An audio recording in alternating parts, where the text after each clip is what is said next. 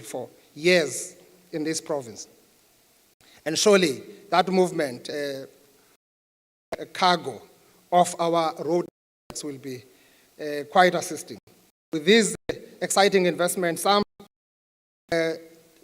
opportunities for SMME in our province will also come up. The affirmation of SMME when major projects are implemented is possible when there is a will to do it. We've seen it with Sandral, we've seen it with Kuha SZ, and we are hoping to see it with the Transnet, because SMME by their own nature create jobs for locals. I know there's been a weakness in our province, the social facilitation. Almost all our key catalytic projects collapse along the way, sometimes because we've really been paying much attention or necessary support to the social facilitation and make sure that our people understand what we are trying to do. As the provincial and local government spheres, we have a duty to make the relocation of the Transnet head office to our province successful and profitable. Transnet is a developmental business. It must make profit to discharge its developmental agenda for the country. It will not be able to do that if it must contend with the challenges of water that are affecting the entire community of Nelson Mandela Metro. The water challenges in Nelson Mandela Bay have been persistent for many years. Now there is not enough rainfall to fill up our dams in this region. We therefore must use the natural resources at our disposal, which is the ocean, to bring some of the relief to the water challenges of this region. We are in sync with the national government and the municipality that seawater desalination is our best option to address water challenges in the region. I know we have been advanced with that one. Kuha has done a good job. The delay has been in the municipality for years to get this thing done, even when it was actually approved under the facility budget infrastructure. So the BFI, the budget facility infrastructure. Now we had problems with that facilities simply because of delays that we have made. So on issues of this nature, executive mayors, council must take an hour and resolve. Because you are not doing it for yourself, you are not doing it for political expediency, for political interest. You are doing it for people of our province. And Nelson Mandela Bay is our provincial economic hub. We've got to work together beyond our own political interests and ambitions to see to it that we are living a proper and necessary legacy that contributes to our national democratic revolution. Water desalination is not a new concept in our country. We already have plans in the areas such as Richards Bay and Cape Town, and also moved swiftly to build a plant when it was faced with the prospects of a day zero. As a country, we are experiencing electricity load shedding because we took longer to refurbish and diversify our energy infrastructure. The effects of electricity load shedding is known to all of us. We must not suffer same fate with regards to water when there are viable options to avoid such calamity. We welcome the decision by Nelson Mandela Metro Council to start the process of establishing a water desalination plant with Kuha. It is the right decision and has the full backing of the provincial government. Will play an active role in soliciting funding for the project at a national level. Program Director, I wish to appreciate the valuable contribution that our private sector and non-governmental partners are playing in supporting our efforts to attain our vision of building an enterprising and a connected province where our people reach their full potential. Throughout the province, we have seen significant contribution made by the role players outside government that have enhanced the quality of services that for our people and have helped drive development in our province. Today, we will be opening a refurbished vaccination site at the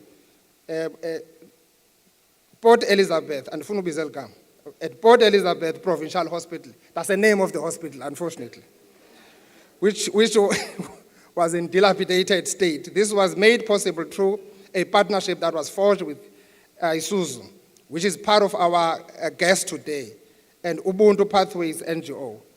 These and many other contributions do not go unnoticed and are much appreciated, not just by our provincial government, but by the people of Eastern Cape as a whole.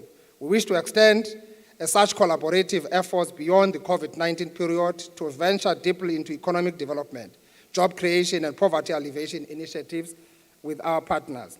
Next week, we will be hosting a 2-day investment conference at the East London ICC in Buffalo City Metro. The main purpose of the investment conference is to provide platform for investors to expand their operations in the Eastern Cape and to showcase available opportunities to investors so that they could partner with us on a new project to drive economic growth and job opportunities in our province. I hope investors in this room have received their invitation to the conference and have prepared new investment commitments they could announce at the conference. I'm happy that one day I had an opportunity to get a lift in the president's chopper. We were flying from Fort Beaufort areas to East London. As we are flying across, when we land in East London, President makes a comment that it is indeed sad what he's observing in the Eastern Cape. Flying such a distance without seeing a single factory on the ground, it's a shame. It's a shame to those who were before us, before 1994. It is also a shame in us that after more than 2 decades, we haven't really integrated this province to where it's supposed to be. And I was quite happy that that kind of commitment we hear from the president himself, but that would mean the leadership of this province must stand up and begin to roll up its sleeves and work very hard to ensure that we really change the socio-economic outlook of our province and ensure that almost all catalytic projects that we have managed to solicit sufficient consensus around throughout all spheres of government are implemented without fail. So we've got a duty to see to it that we do much better than what we've been trying to do. We want to come out of that conference with bold commitments from investment point of view, such that we witnessed here in Nelson Mandela a few weeks ago, where Mfuleni Results and Flanagan and Gerald Group announced the commencement of construction for the 500 million boardwalk shopping mall. We appreciate the commitment by the mall developers that 290 million of all goods and services would be procured locally, helping to revitalize and expand local economic opportunities. The cherry on top is the potential 1,000 temporal jobs opportunities during construction and 1,500 permanent jobs that will be created when the mall is officially opened next year. With those few words, we are grateful for the presence here today. And now, Mr. Dias, we must actually relocate those tankers. We need that waterfront. I know in Port Elizabeth, here in Gqeberha, there have been a lot of business people who have been coming forward talking about this concept. And the people are ready out there to invest in this space. So we've got to get it done. And it must be done, Sisposia, please, so that we are able to take our province to another level. So siyabulela kakhulu kumntu wonke ku Transnet. I think you have really been showing, coming on board. We're quite happy with the kind of commitment that you have. I know Buffalo City Mayor is not really happy. He feels like we're still talking too much than making things to happen. So siyacela kakhulu ukuba sikwazi ubambisana sisebenzisane, but that's a vision that we have.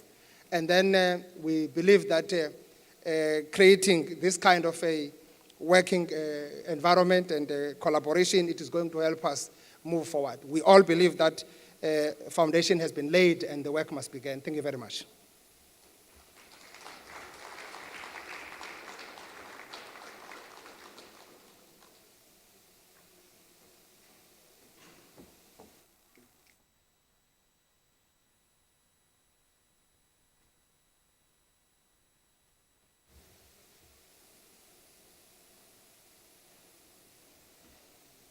Ladies and gentlemen, the rule is that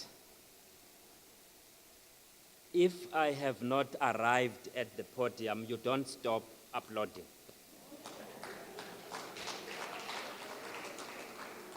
Thank you very much. I was still walking to the podium. Honorable Premier, thank you very much for that valuable input. I am with Ms. Maceba, our language interpreter. I also am going to take this opportunity now, observing that most of our guests who were parked outside earlier on have come in. I'll just briefly introduce leadership. But may I thank my colleagues there at the back, because we seem to be oversubscribed, which, yes, is good that we all came, but it's not good for purposes of COVID-19. And therefore, even when you are there at the back, please do maintain that distance. We have had to ask some colleagues to give up spaces to our guests who were outside so that all could find a seat inside the room. Thank you very much for that. Just because when the next presentation comes, there will be some element of engagement with that presentation, I thought it important that I indicate who amongst our leadership is in the room, so that when such engagement takes place, we know who is here. You already have observed that Honorable Premier came onto the podium to deliver his input, but at the table where the Premier is, are members of the Executive Council as well as the Executive Mayors. I will start with the Honorable MEC. If Honorable MEC, when I announce your name, please just show your presence. Honorable MEC for Finance, Economic Development, Environmental Affairs and Tourism, Honorable MEC Mvoko.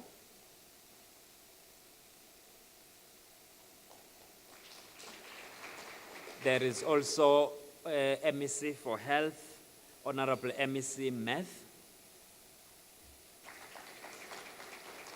There is MEC for Transport and Community Safety, MEC Tikana Kotiwe. On this table still, there is Executive Mayor of Buffalo City Metropolitan Municipality, Honorable Ola Pagati. There is also Executive Mayor of Nelson Mandela Bay Municipality, Honorable Ngaba Banga. On that table, I see honorable members of the executive. Apologies if my spectacles are failing me, but I could see Honorable MEC for Education, Honorable Gade, Honorable MEC for Human Settlements, Honorable Konsiwe, Honorable MEC for Sport, Recreation, Arts and Culture, Honorable Nkomonye. Yes, those are the members of the Executive Council I could notice in the meeting. In the event I've missed any of the leadership in the metro and other leadership, whether Buffalo City or elsewhere, my apologies. There is also in the room, as I indicated, the CEO of CTC, together with his big delegation whom I referred to earlier on. But now I would want in particular to introduce the CEO of Avon and Tetisa Peak Power, Ms. Teboho More. She is with the investor in that Avon and Tetisa Power Plant, and that investor is Mr. Tokashi. I know that the CEO of Transnet is together with her delegation in the room. I will not, due to time, I will not go through that. But at this point, ladies and gentlemen, without wasting time, what we will do is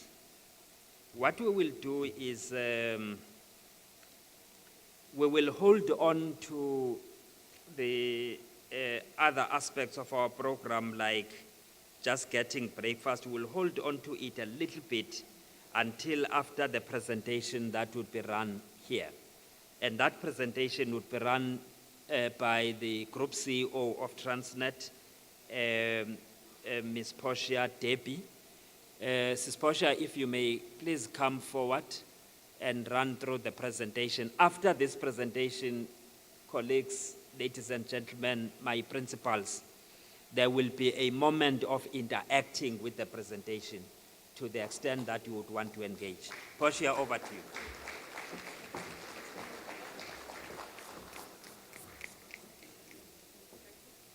Okay.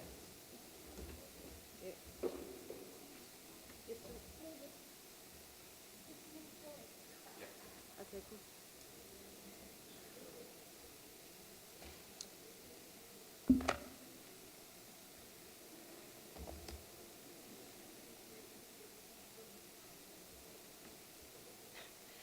So I have a moment where I feel like I must be standing at Boxini or something like that. So I might be able to look above the mics. Honorable Premier Mabuyane, His Worships, the Mayor Ngaba Mabanga, and His Worship, the Mayor Honorable Kola Pagati, and all of the MECs present, and then all of the colleagues, both from Transnet and the investors in the room. So thank you very much for the invitation. I'm going to try and do duck and dive between myself and... I know I'm short, but this is like, really, guys? Can I just say, the Minister of Trade and Industry and Competition has indicated that he's going to put in a rule about pay disparity. I do think that we need a rule about biological disparities. Women are shorter than men, guys. Okay. Okay, there are some men who join us as well. So, Premier, I don't mean to insult anyone. It's a fact. So, Premier, I must first of all thank Igqeberha. Baby, I don't think I've asked you often enough to velap.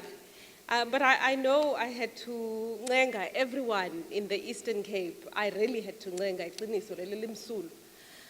everyone. But that was after I ncengaed him. Ngoba naye uyancengwa bo. Uguti, please, bror, you know, there's a job that's coming up. And I am certain, as I remain certain today, Uguti, no one can do this job better than yourself. I don't say he's, and you know him better than me, Uguti is particularly shy when it comes to the media and things like that. But I think it's important in some ways that when we were putting together the leadership team of Transnet, we were conscious about the fact that we would be as a representative of our aspiration and as our achievements as a country as is possible. And so when you take somebody like Pepe and many of the other colleagues that we have, and there are quite a lot of us who are also in EXCO in the room, I am pleased, and I always say this, is that given another moment to choose again, I would choose exactly the same team, and I would still ask him, and I would still beg him, as I begged him, Uguti, please, bror, awuthathe lo msebenzi. So thank you. I know you gave up.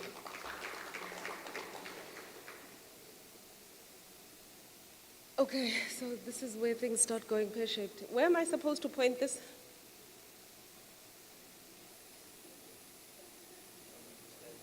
Oh, thank you. Yeah, I feel a little better. Yeah, I now, yes, I can be like a little bit. But now, thinking a number two.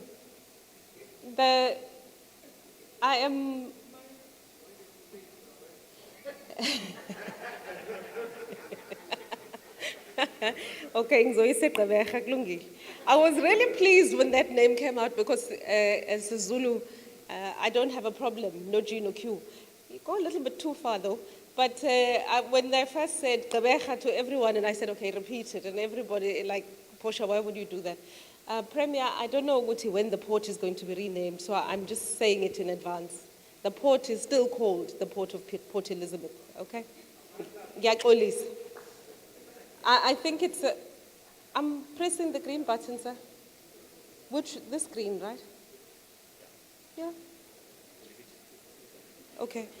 Can somebody then just press one slide down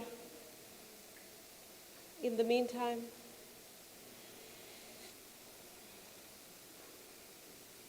So what we've been doing in the last year, as we've been working on the new strategy for Transnet, we tried to imagine Transnet behaving for the first time as one company, yet at the same time being a federation to some extent. So one of the big issues that we wanted to arrive at was a planning framework, and later on today when we are at the port, Elento Ingqucha, you are going to see the team, and actually Andrew Shaw, our Chief of Strategy, is going to make a presentation. We were trying to find a way in which we as Transnet would engage with the economy in a fashion that would ensure that we treated it all as one country, and we didn't continue this planning cycle where we looked at what was the operating division we were looking at, but looked at what were the commodities we wanted to move. So it's been quite an important shift for us as Transnet. One of the areas that we decided that we would focus on for starters is where are we good, and strengthen the areas in which we are good. Then we asked the areas where we're particularly weak or there's an area of weakness is either, if it is essential that we provide it, that we will provide it ourselves, or we partner with the private sector. So you'll see that our strategy for the first time is very outward looking, it's not internal. It's not only about Transnet. We are working quite closely with a lot of the IDZs throughout the country, including the two in the Eastern Cape, to see how there are some projects that we think are not suited to ourselves, which should rather be located with the IDZs. And also, as you very well know, and I think all of the CEOs of the IDZs would know this, is that if there isn't collaboration between Transnet and the IDZ, you actually get suboptimal outcomes. So we're hoping that by this change in our posture and being much more willing to collaborate, we might be able to see actually much faster growth in the investments in the IDZs, but also to just see greater vibrancy and collaboration and joint planning. So even in the municipalities, it's a big drive of ours that we start looking at port planning and all of our infrastructure planning in consultation with the municipalities. Now, let's be honest, we won't always agree. But at the very least, we will sit around the table, we will explain why we're going in a particular direction as to going in another direction. This slide focuses, this is the commodities that contribute to 80% of our revenues. At this stage, agriculture, unfortunately, is not amongst them. However, having said that, it doesn't mean that we are not pushing agriculture hard. In fact, on the early now, in the beginning of June, we are actually having a workshop in Groblersdal. And we're going to Groblersdal on purpose to go and have a meeting there, because I'd like the team at Transnet to traverse the roads that the citrus fruit and the grape from that area have to traverse, to understand what is the challenge that farmers have. And actually farming, you as a manufacturing province would understand, is actually a really important input for processing and manufacturing at the end of the day. What is then to try and figure out how do we cost effectively, because here's the problem with rail, it really is expensive. It really, really is expensive. But how do we figure out a partnership between ourselves and the agricultural sector to drive growth in that sector? But in the Eastern Cape, the highlighted are the sectors that we are focusing on. And we see growth, and actually significant growth in manganese. I think, Yolisa, manganese is around 200. What's the price a ton? Okay. Iolisa runs all of our business development. It's growing, it's doing phenomenally well. The growth, and so when I go later in the slide, you'll see how our focus on the manganese side, or $122 a ton, and